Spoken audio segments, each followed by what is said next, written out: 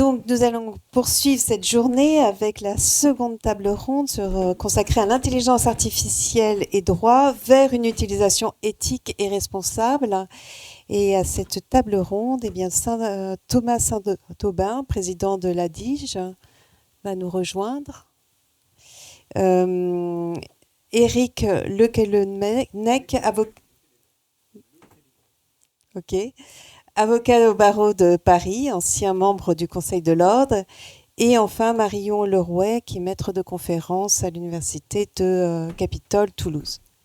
Bonjour à tous. Cette fois, c'est bon. Ravi d'être parmi vous. Alors, a priori, on va donc tous intervenir sur cet usage responsable de l'IA. Comme cela a été très bien dit, donc je suis avocat au barreau de Paris. Je suis en transition entre une structure britannique et une structure française. Donc, ça va me permettre aussi de partager avec vous les deux cultures puisque je les vis concrètement. Et puis, en effet, j'ai été à la tête de la commission numérique du barreau de Paris, actuellement encore co-responsable de la commission droit et éthique du barreau de Paris. Donc, à tout point de vue, tant d'un point de vue, j'ai envie de dire, personnel dans mon activité qu'au niveau de l'ordre, je vais pouvoir partager mon expérience. Vous présentez. Bonjour à tous.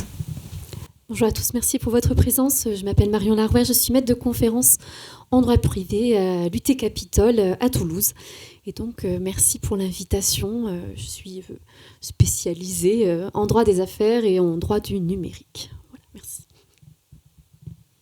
Bonjour à tous, moi je m'appelle Thomas Saint-Aubin, je suis un entrepreneur legal tech.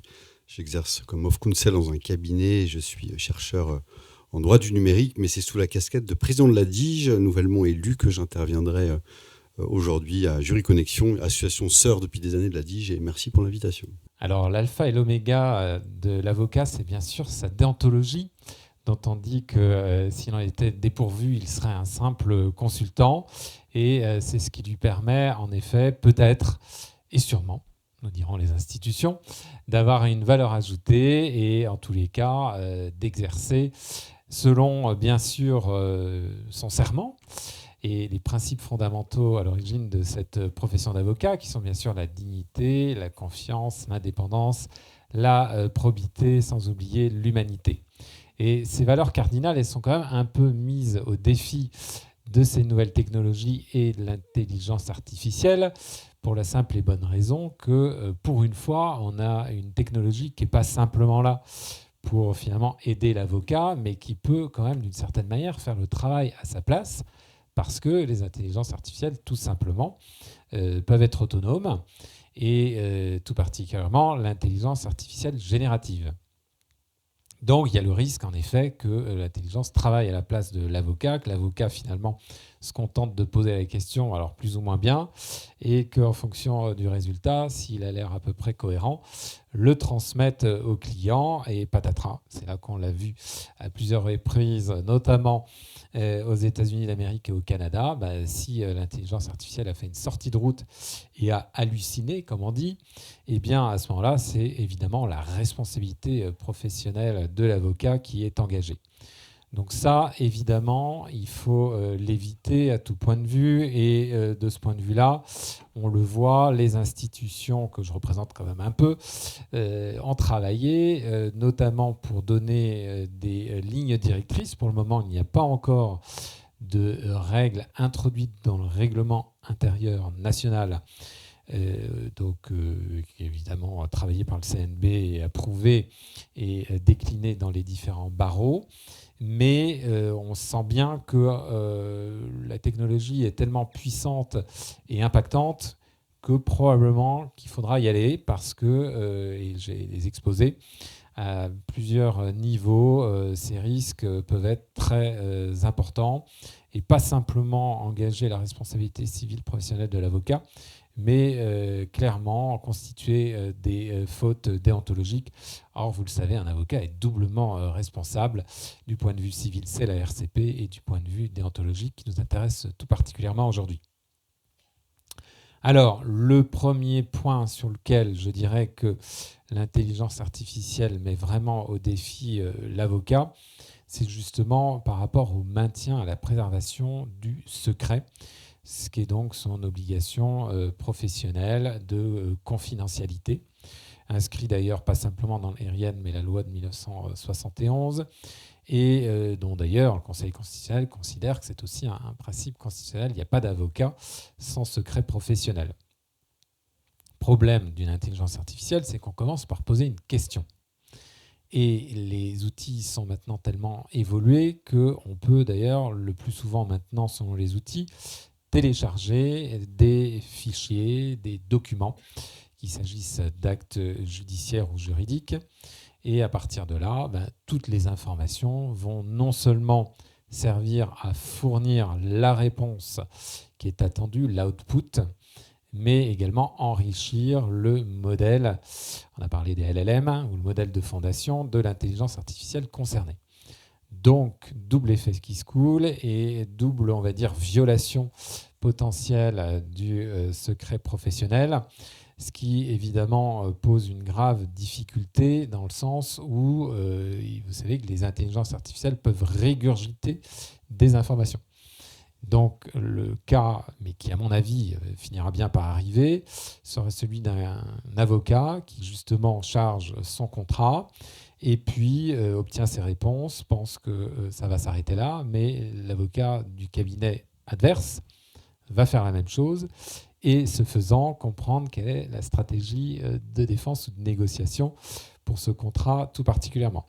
Ça va évidemment donner un avantage compétitif remarquable et prodigieux pour l'avocat adverse, mais évidemment, on voit bien qu'il y a le client qui a pu être reconnu, et on sait bien que les IA sont tellement puissantes que même en ayant pris soin au préalable d'enlever le nom des parties, le contexte fait que si on parle de haute technologie sur des pneus pour des véhicules de course et qu'on négocie en droit français, il y a quand même de fortes chances qu'on parle de Michelin. Voilà. Et typiquement, à partir de là, c'est bien la responsabilité de l'avocat d'utiliser de manière responsable l'IA, de sorte à ce que non seulement ces violations ne soient pas commises, mais également qu'on n'ait pas d'atteinte, effectivement, au-delà du secret professionnel, au conflit d'intérêts. Alors on voit bien que en ayant donné aussi des informations stratégiques d'un client aux IA, on viole aussi d'une certaine manière le conflit d'intérêts, l'interdiction du conflit d'intérêts, puisqu'on va aider typiquement l'adversaire. Donc c'est une dimension, troisième dimension, je dirais, vous voyez, cette simple utilisation non responsable de l'IA qui est quand même concernante à tout point de vue. Parmi les obligations déontologiques de l'avocat, pas confessionnel, ça va devenir une religion, l'IA bientôt, mais pas encore, il y a les obligations de compétence et de diligence. Et là aussi, je crois qu'en effet, il y a plusieurs dimensions à cette problématique. La première, c'est évidemment qu'il faut se former pour justement bien savoir utiliser l'IA. Et j'ai adoré ce qui vient d'être dit. En effet, il faut déjà bien savoir parler français pour pouvoir utiliser l'IA. Je n'avais pas conceptualisé comme ça, mais merci monsieur, c'est vraiment très bien dit. Et au-delà de ça, effectivement, que penser d'un avocat qui justement ne sait pas la différence entre le chain of thought prompting et le few shot prompting? Là, typiquement, ça pose question, et aussi bien d'un point de vue de formation initiale que de formation continue. Donc, pour tout le monde, effectivement, le chain of thought prompting, c'est bien entendu de donner le raisonnement que l'IA doit suivre. Là où le few shot prompting, c'est déjà de donner un petit peu des exemples de réponses dont on souhaite que l'IA s'inspire pour elle-même fournir son output completion en anglais. Donc, de ce point de vue-là, c'est vrai que le plus tôt possible, il doit y avoir cette acculturation à l'IA pour que le principe de compétence soit respecté. Je vous ai dit aussi que l'avocat doit faire preuve de diligence. Donc, c'est répondre bien et de manière pertinente, autrement dit. Il est vrai que si je reprends l'exemple de tout à l'heure, l'avocat va un peu vite et utilise l'IA sans faire de contrôle et justement transmet à son client une info complètement inventée, hallucinée, c'est là qu'il manquera justement à cette obligation de diligence. Donc on voit bien, il s'agit d'avoir ce contrôle qui d'ailleurs d'une certaine manière se retrouve dans l'IA Act. Donc je pense qu'on en dira aussi quelques mots dans cette table ronde en termes de supervision humaine. Et là, il est vrai que quand même, on a tendance à faire évidemment beaucoup trop confiance à la machine. Et j'ai envie de dire ce d'autant plus qu'on va avoir moins d'années peut-être de barreau. Autrement dit, plus on est jeune, plus effectivement on va faire confiance à l'IA, ce qui est une erreur, puisque dans des domaines tout particulièrement pointus, moi j'interviens, oui, figurez-vous, sur la revue de publicité pour des opticiens, ce qui est donc quelque chose d'ultra réglementé. Là, pour le moment, il n'y a aucune IA qui vous aidera. Hein. Donc, typiquement, si vous y allez directement, vous aurez des réponses de premier niveau, mais qui ne satisferont évidemment pas aux besoins du client. Vous pouvez être sûr que la RPP va vous taper sur les doigts. Donc évidemment que c'est important. Et comme tout à l'heure sur secret professionnel, je dirais qu'il y a une troisième dimension néanmoins un peu plus positive dans l'usage des IA, c'est que ne pas les utiliser peut être aussi manquement aux obligations de compétence et de diligence. Parce qu'en effet, ça on le voit déjà dans certains barreaux, je pense Québec et à l'Ontario, où ça fait partie de leur règlement intérieur local que d'avoir des avocats qui doivent être à la pointe des nouvelles technologies pour servir au mieux, dans les meilleures conditions de temps, de délai et aussi de budget, les clients. Donc forcément, ça implique aussi à l'avocat de prendre conscience que oui, il y a des risques, j'en ai exposé beaucoup. Je ne vais pas non plus développer la question des biais, mais c'est également un vrai sujet. Sachant que si vous ne le faites pas non plus, vous risquez de prendre des jours et des jours pour formaliser des recherches ou conceptualiser une stratégie de défense, là où l'IA peut franchement vous aider à faire vite et bien dans l'idée justement d'être diligent au sens efficace du terme. Enfin, là où l'IA présente d'autres risques qui sont pour le moment encore en cours d'étude et j'ai envie de dire d'examen approfondi tant par le CNB, et nous aurons un éminent intervenant tout à l'heure qu'au niveau du barreau de Paris, c'est sur la valeur créée par l'IA et comment ça s'articule avec l'obligation d'individualiser les honoraires pour chaque client. Donc, c'est vrai qu'à ce niveau-là, ça pose aussi la question de la transparence de l'usage de l'IA. Et il est vrai que pour le moment, les avis divergent. J'ai la chance aussi, je ne l'ai pas dit, d'intervenir à la commission prospective et innovation du CCBE. Le CCBE, c'est le comité consultatif des barreaux européens. Et à ce niveau-là, on n'est pas encore tous alignés, faut-il le dire ou pas. Thierry Vickers, que je me permets de citer, dit on utilise bien l'électricité pour voir clair et lire nos ouvrages et travailler avec nos ordinateurs et on ne le dit pas à nos clients. D'autres, évidemment, parleront des bases de données. On ne va pas à chaque fois faire la liste de toutes les bases de données consultées pour chaque production d'avocats, mais quand même, en lien avec tout ce qu'on vient de se dire et au risque propre et particulier de l'usage de l'IA, peut-être qu'un usage responsable, ce sera de dire aussi et de faire toute cette transparence sur les justement outils auxquels évidemment on a eu recours et de faire le lien aussi avec ce que ça implique au regard de la valeur finalement de l'avocat vis-à-vis de son client, valeur par rapport à des temps robots comme à des temps humains, et de faire la balance des deux, sachant que bien entendu, celui qui doit avoir le dernier mot, c'est bien sûr l'avocat humain, puisque je reviens aux principes fondamentaux et à l'humanité qui doit être celle de l'avocat dans les relations avec son client. Et ça, évidemment, c'est clé et ça doit rester central, quelle que soit la technologie dont on parle. Merci.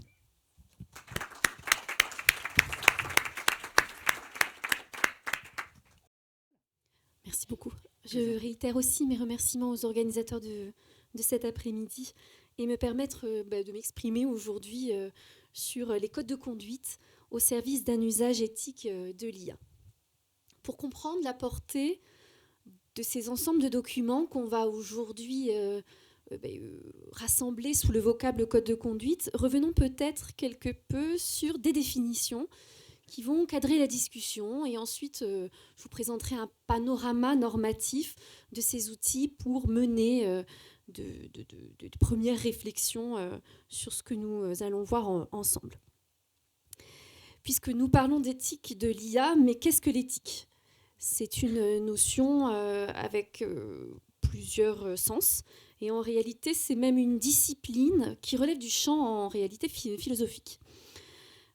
Plus proche de nous, peut-être dans une conception un peu plus moderne, ou alors de façon globale, l'éthique, c'est la conduite de la vie humaine en tant qu'elle est orientée par la recherche du bien dans l'agir de l'homme. Voici une définition très large de ce qu'est l'éthique.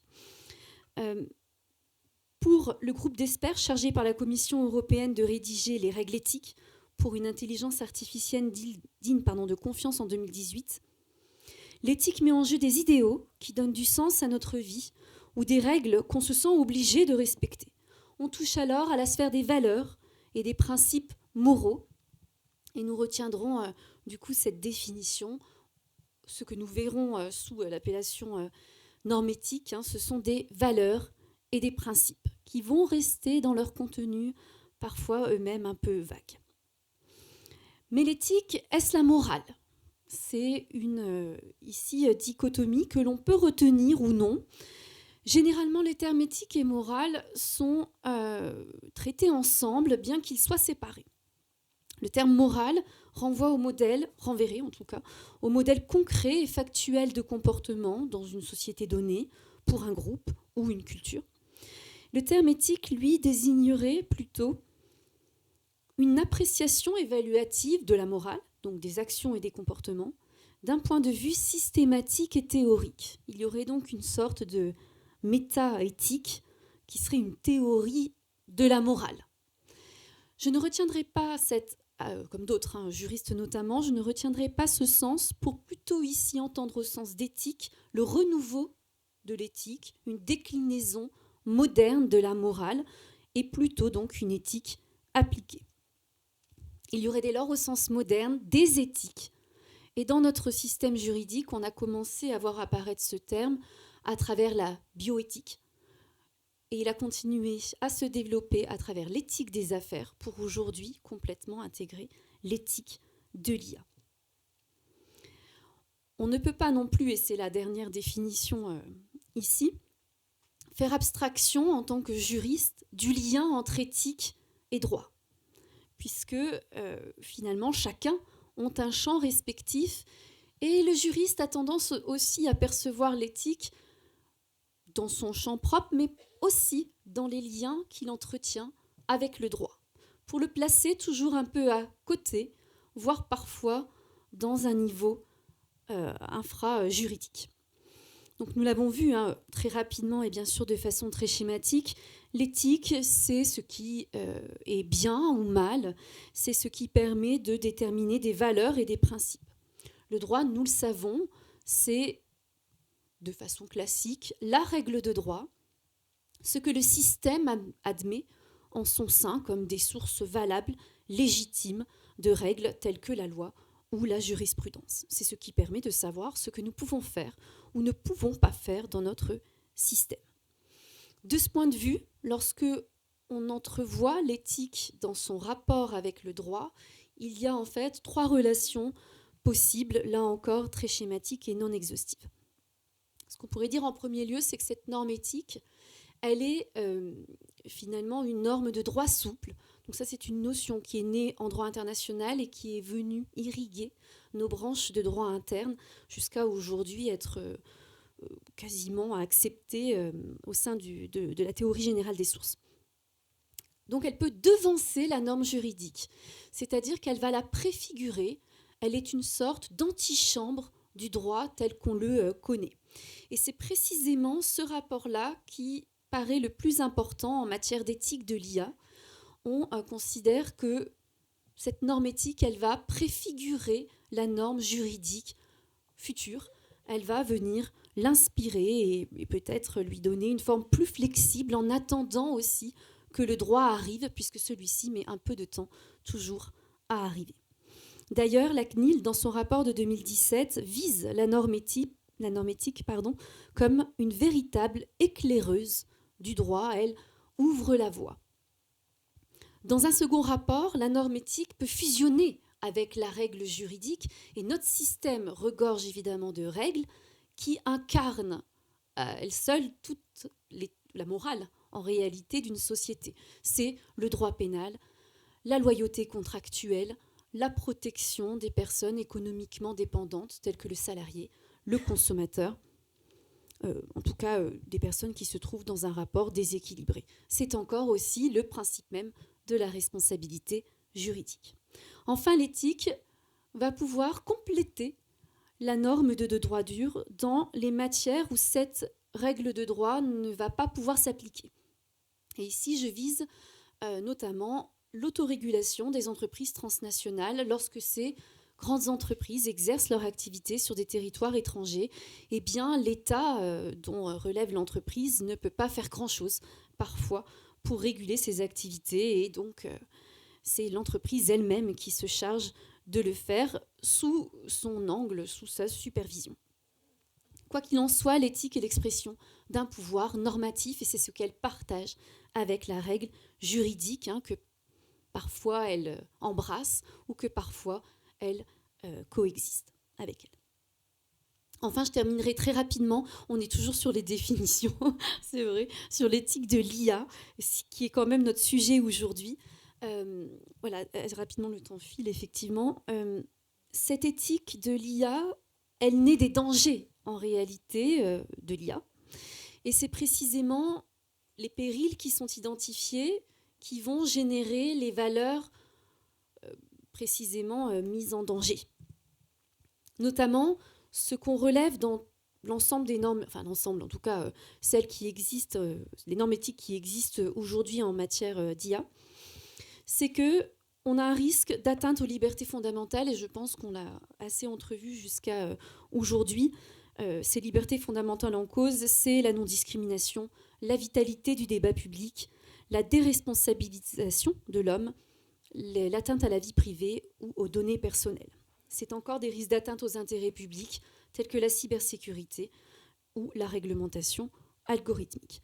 Donc l'idée est de dire, dès lors qu'on a un risque pour l'égalité, un risque pour l'environnement, eh bien on va replacer cette valeur au centre de la norme éthique, elle va l'incarner à elle seule, précisément parce que c'est le risque identifié, c'est le danger, et on essaie de le finalement maîtriser, voire de désamorcer ce péril-là.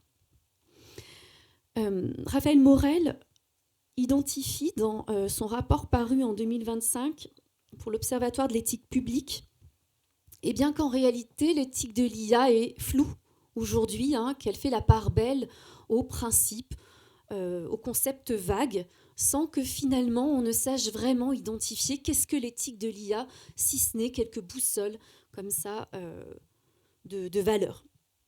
Ce flou n'a pas été dissipé par le règlement sur l'intelligence artificielle qui a été adopté en 2024. Il est fait référence à une IA de confiance, mais c'est à peu près tout. Et finalement, la seule référence à l'éthique, c'est au code de conduite, dont un panorama va pouvoir s'afficher devant vous.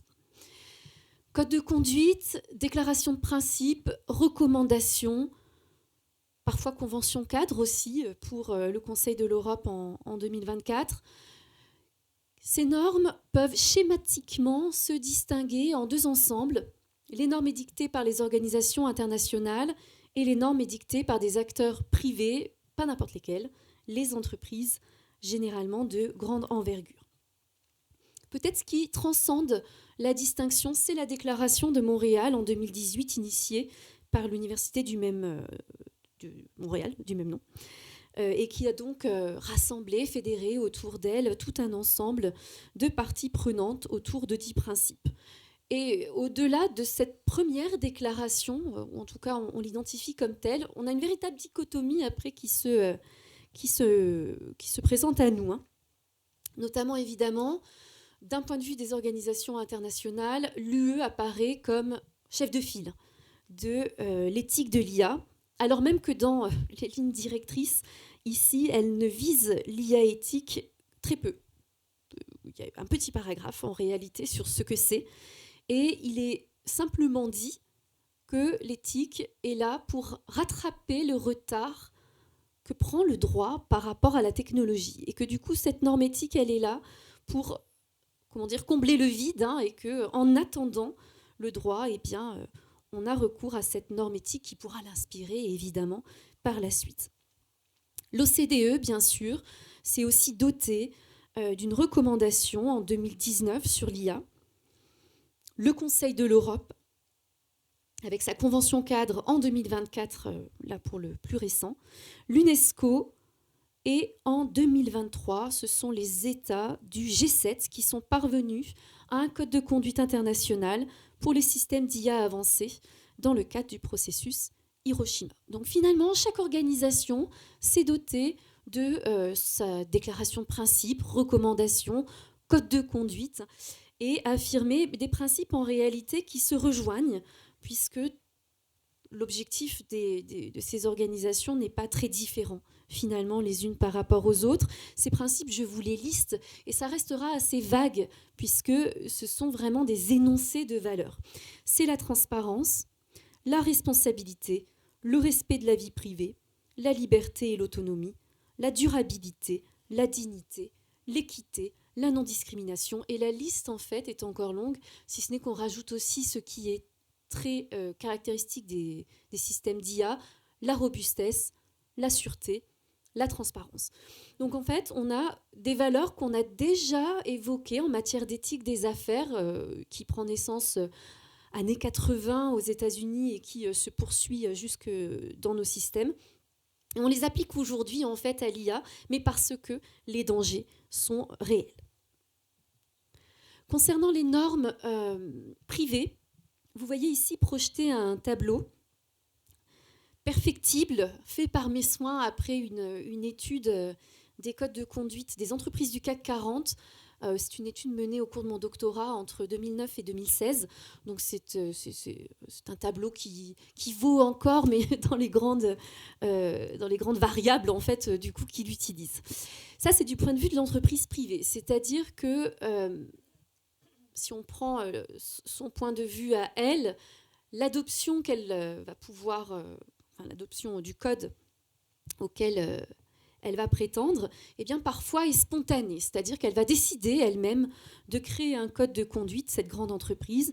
Alors il y aura toujours des pressions externes, que ce soit des parties prenantes, type actionnaires ou pouvoir public, mais son adoption restera spontanée dans le sens où c'est véritablement elle qui va prendre la décision de le faire.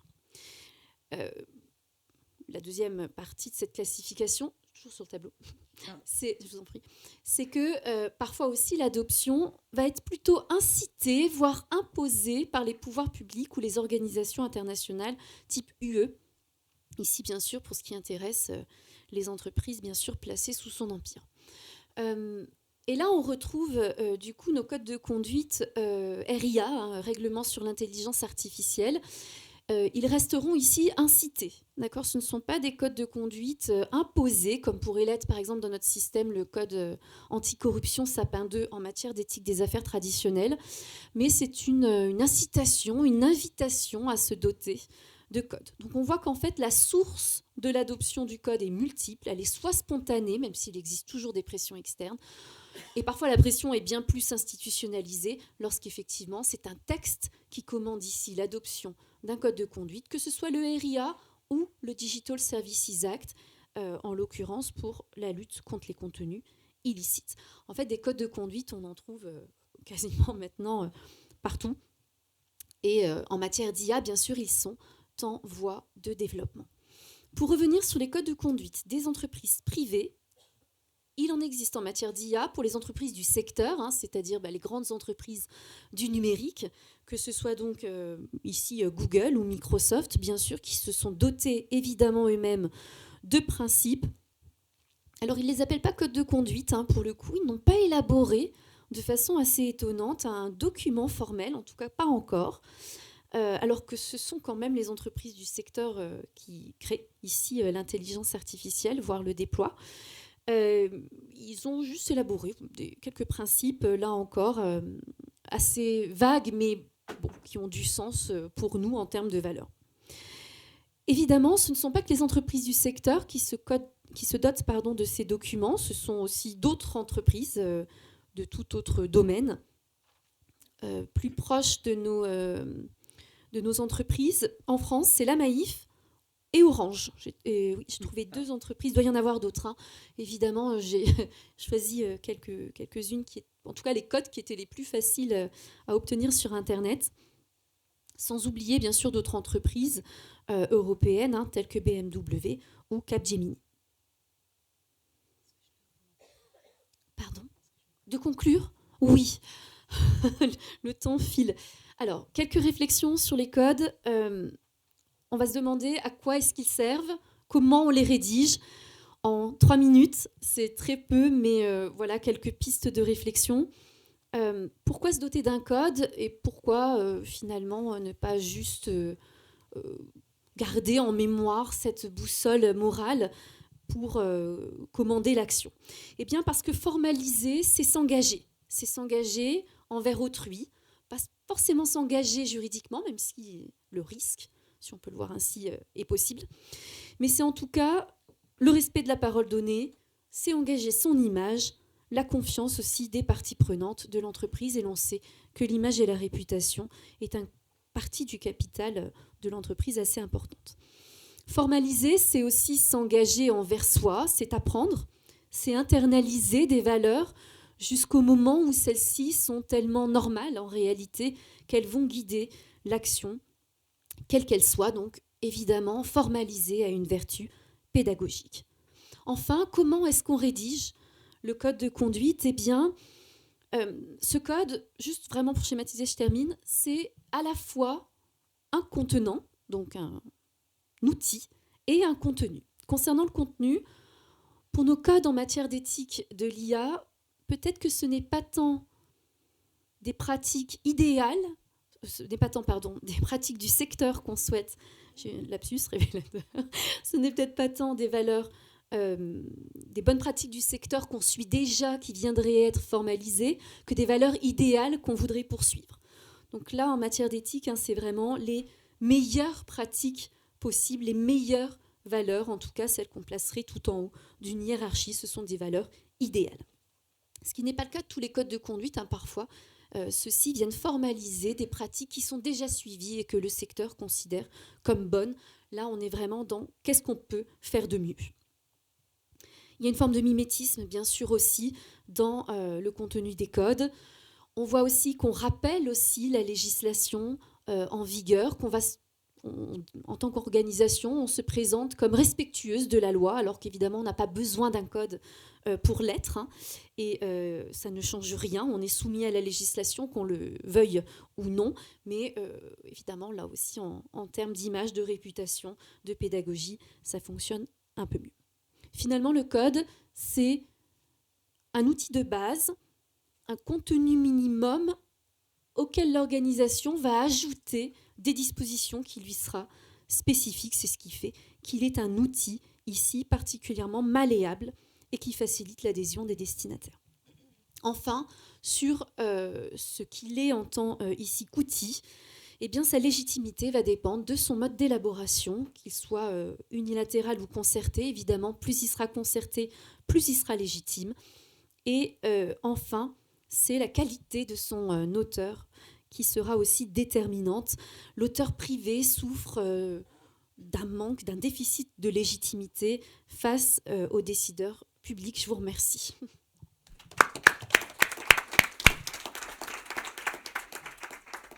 Un petit mot sur la DIGE que je suis très heureux de présider depuis un mois. J'aime bien dire que c'est un peu la Juventus de Turin des associations juridiques, créée en 1970. Et nous cherchons à fédérer les juristes numériques et nous croyons en tant qu'Européens dans les vertus de la régulation. Donc nous cherchons à sensibiliser sur ce que j'appelle le droit des activités numériques européens. Vous avez vu qu'il a prospéré depuis quelques années. Non seulement sensibiliser, mais contribuer à le mettre en œuvre. Un petit mot aujourd'hui, je ne vais pas m'adresser directement à tous mes amis de Juriconnexion, Droitpan, tous les gens qui sont dans la salle. Je vais m'adresser à nos amis américains qui sont dans la salle. Bonjour Legal Copilot et bonjour Harvey. Alors moi, j'ai rien contre vous, j'adore vos technologies. Votre président, comme m'empêche un peu de dormir, comme pour un certain nombre d'entre nous en ce moment.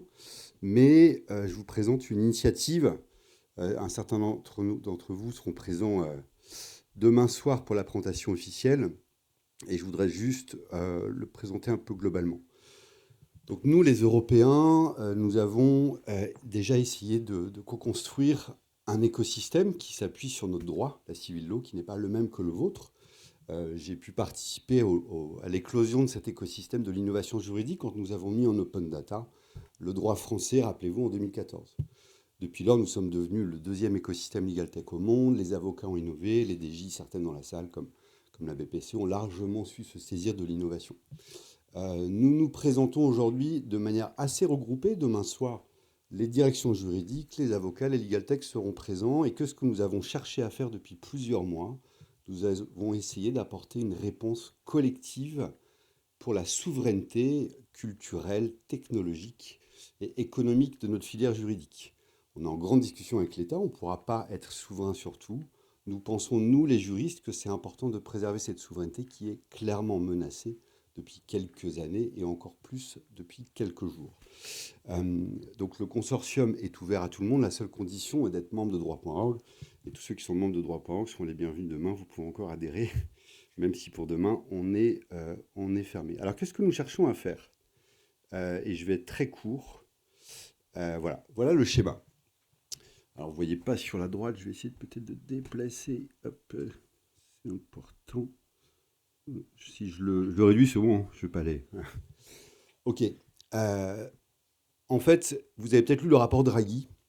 On a peut-être perdu la bataille des LLM, qui deviennent un peu des commodités. C'est vrai qu'on a un enjeu. Est-ce qu'on doit faire des legal LLM, plutôt spécialisés dans le droit, ou est-ce qu'on doit utiliser grands LLM internationaux qui peuvent être plutôt bons en droit, en tout cas pas trop en civil law, et puis qui peuvent être consommés par API. Tu l'as évoqué tout à l'heure, il y a une stratégie de domination par les coûts, parce qu'aujourd'hui, effectivement, quand vous consommez du token dans un LLM américain, il n'est pas cher, mais on sait qu'ils sont dopés à des gros investissements, et si demain ils augmentent, le coût du token va sans doute augmenter.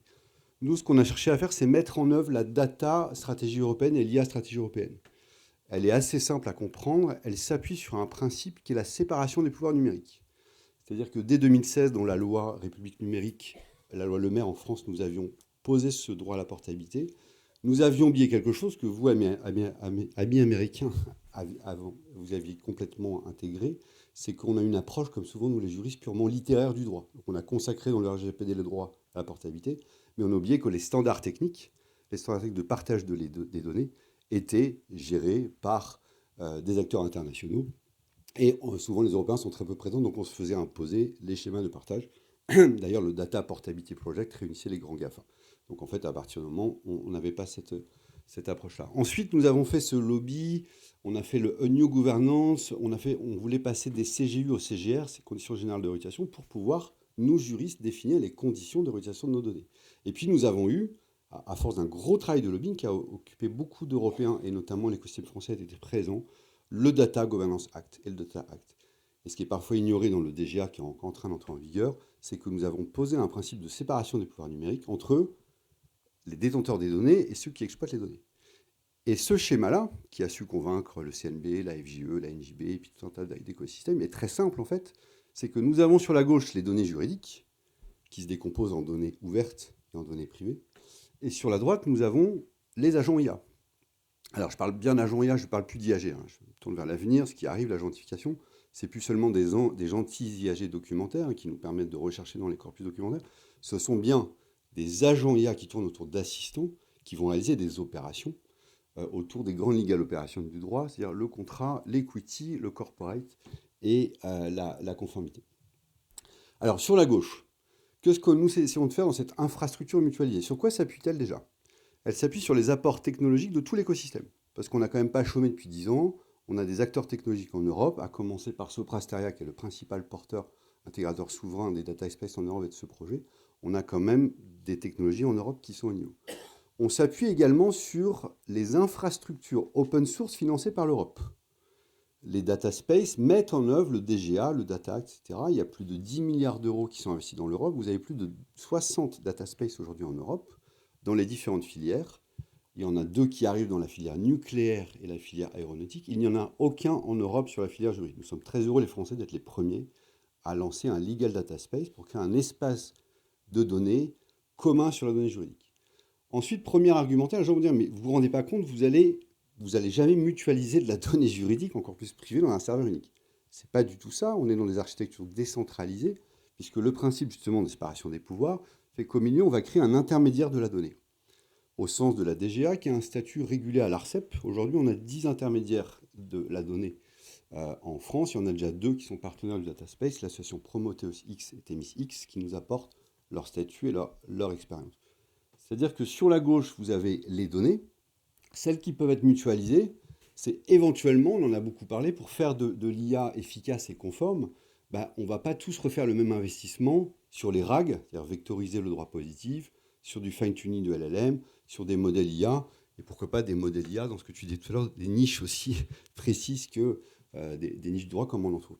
Donc il y a des acteurs qui ont fait cet investissement et qui sont prêts à mutualiser des données avec des logiques de vente de tokens. On va trouver autour de la table des prédictis, des doctrines, des Septéo, des LexBase, des Gemini, des Ordali, tout un tas d'acteurs qui ont fait cet investissement et qui sont prêts à ouvrir les clés d'API pour vous, avocats, direction juridique, qui vont chercher à s'appuyer sur des ressources civil law qui comprennent le droit européen et pour s'appuyer sur cet investissement qui a déjà été fait.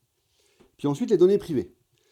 Les données privées, il se trouve que si vous regardez bien, quand vous regardez dans une DG, un cabinet d'avocats, si vous avez fait des choix un peu souverains et que vous êtes dans la legal tech européenne, elles vont être dans des solutions de gestion des contrats. C'est pour ça qu'on a fait venir Legal Suite, Tomorrow, Gino ou l'entreprise dans laquelle je suis, MyLegitech, pour pouvoir effectivement qu'une DG, un avocat, puisse ouvrir une permission pour partager ses contrats à son assistant IA. Hier, j'ai échangé avec Gemini, mais j'ai besoin d'un connecteur avec Tomorrow. Ouais, il y a des DJ qui ont choisi Tomorrow pour le CLM, Gemini pour l'IA. Il faut pouvoir, sous votre contrôle, partager ces données. Pareil pour les données judiciaires, on échange beaucoup avec le ministère de la Justice parce que je vois de plus en plus de juges. C'est très bien ce qu'ils font dans leur bureau pour innover. Il y a toujours eu ça à la chancellerie. Mais quand vous allez créer un legal GPT pour rédiger vos jugements, effectivement, vous allez faire des scénarios, vous allez faire un agent IA, vous allez chercher les API de Légifrance, de la Cour de cassation. Mais à un moment, vous allez charger de la donnée dans des serveurs américains. Donc il faut pouvoir la donnée, la laisser là où elle est, et puis ouvrir un connecteur. Et puis les données corporate, c'est pareil. On a les données de l'étape de capitalisation, les PV d'AG, etc. Il faut pouvoir garder le contrôle, y compris si c'est dans SharePoint. C'est très bien, encore une fois, mes amis américains qui sont dans la salle, on n'a rien contre vous. Simplement, on voudrait éviter, on connaît votre vision omnipotente et de vouloir être présent sur toute la chaîne de valeur. Mais si vous avez vos données dans des Teams, dans des SharePoint et dans des Outlook, en fait, c'est très simple de les partager dans un copilote. Mais à un moment, là, la souveraineté de la filière, elle est terminée, puisque nos données de business, les contrats, nos données capitalistiques, c'est-à-dire les données corporate, nos données contentieuses, les données judiciaires, on les reverra plus. Donc on essaie de porter cette réponse-là pour avoir une infrastructure souveraine. Et même si sur la gauche ou sur la droite, vous utilisez des technologies américaines avec lesquelles il faut qu'on travaille, ou chinoises ou autres, il faut qu'on puisse créer cet intermédiaire de la donnée pour créer, si vous voulez, une standardisation technique et juridique pour le partage des données. Un data space, c'est d'abord ça. D'ailleurs, tous les autres data space en Europe nous disent « Ah, on est très content de voir les juristes arriver dans cet écosystème parce qu'il nous manque des briques légales. » Parce que quand vous avez un agent IA qui va devoir récupérer de la donnée pour rédiger un PV d'AG ou faire de la revue des contrats, il faut qu'en face, il y ait un autre agent IA juridique qui va dire « Ok, tu viens pourquoi? Tu viens de la part de qui? Quelle est la finalité?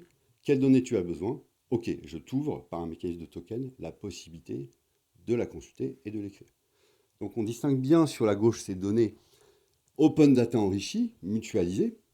On a même des cas d'usage, on le voit bien dans les grandes DJ. Pourquoi pas? Il y a même des grandes DJ sectorielles qui sont prêts à mutualiser des contrats pseudonymisés pour entraîner nos IA, pour analyser la conformité des contrats à un instant T par rapport au droit positif européen. Nous, les Legal Tech, on n'y arrive pas. Vous pouvez demander à Tomorrow, à Gino, à Legal Suite, à DiliTrust, à MyLegitech. Aucun n'est capable, vous le demandez souvent, à un instant T, de vous dire on fait tourner des IA pour voir si vos contrats, vos modèles sont à jour du droit positif. C'est pas possible.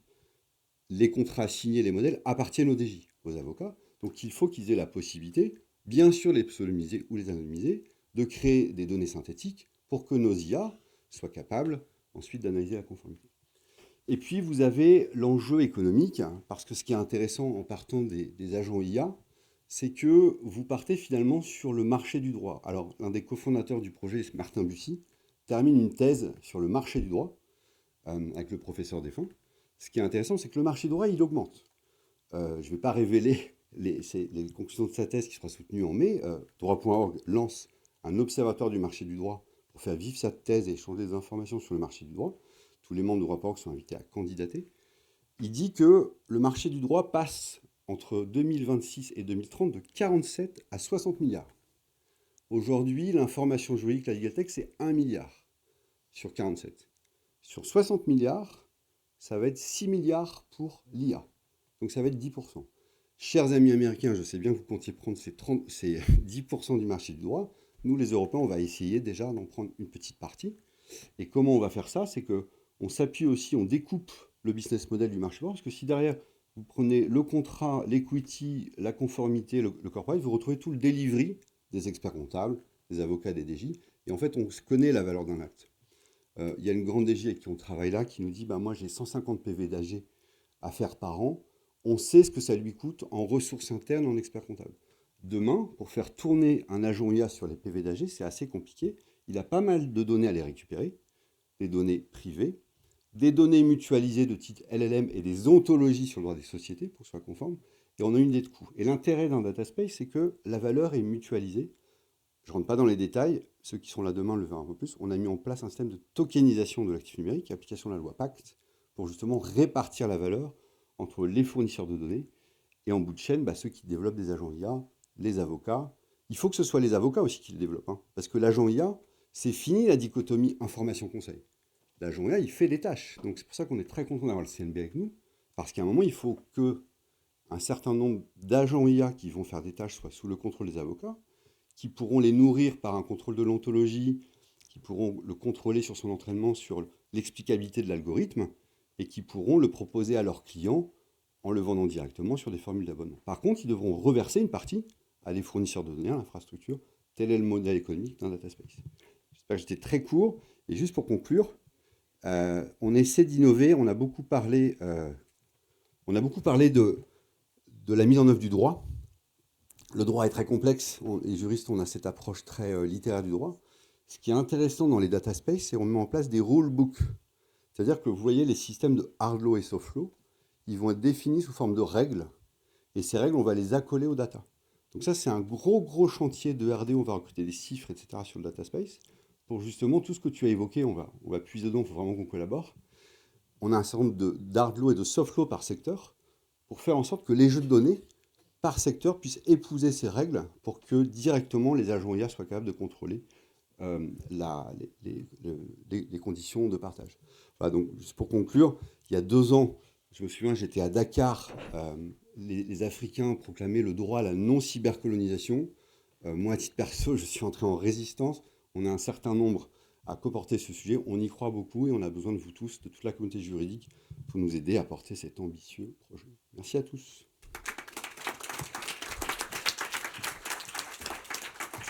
Merci. Je suis frappée quand même par le fait que vous n'avez une fois été évoqué le règlement IA. Je dirais que c'est pas du tout le propos. C'est quand même un cadre juridique qui a été adopté par l'Europe, qui a fait grincer des dents, et le Sénat revient sur ce point en disant les demandes, c'est qu'on reste en droit constant, donc qu'on n'en fasse pas plus. Il y a déjà ce cadre-là. Et donc, j'aimerais avoir quand même votre analyse sur cela. Alors moi, je vais prendre toujours la casquette du praticien et de l'avocat et du cabinet qui a déjà eu un mal fou. Et encore, je pense que je suis optimiste en le présentant comme ça, à se mettre en conformité avec le RGPD. Alors comment vous dire se mettre en conformité en tant que déployeur sur des systèmes d'IA, alors éventuellement même des systèmes à haut risque en tant qu'employeur, je n'y crois pas une seconde. Déjà, si on respecte la déontologie de l'avocat, ce sera pas mal. Merci beaucoup. Merci.